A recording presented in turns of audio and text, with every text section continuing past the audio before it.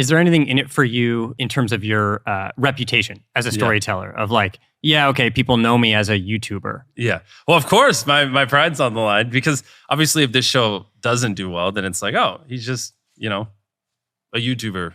He can't. Yeah, but it's not even just me. It's also other creators. Like I take it very serious. This is why I'm putting so much effort and energy into it because like if this flops, then people are gonna be like, yeah, YouTubers aren't capable of, making it on streaming platforms. And I recognize it could either have a massive positive effect and that every streaming platform is going to be throwing deals left and right at creators, or a negative effect and people are going to go, if Jimmy couldn't make a hit show, what makes you think you can? And that is one of my biggest fears is the inverse, which is why I'm not going to let that happen, without getting into specific numbers. Like I could, try to film it in like, a week or two and just like look at this as how can I make as much money as possible and just like pocket a disgusting amount of money.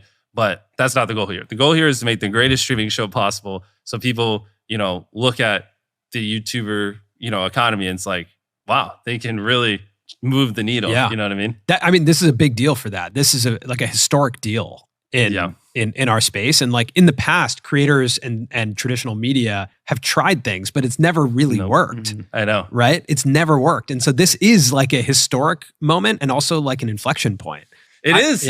I know they don't work because every time I talk to stream platforms, they would always, mention all the previous things they did with influencers and like, oh, it didn't work. And I'm like, well, there's a big difference between me and them. They have like 2 employees and I could have told you that would have bombed, but but yeah, I agree. Like if the show doesn't do well, people are going to use that as a means to be like, well, basically platforms would be able to use that as a way to underpay creators and be like, well, So, but if it does great, then creators can use that as a North Star to be like, we are valuable. We can succeed on other platforms. Basically what I just said. So agreed.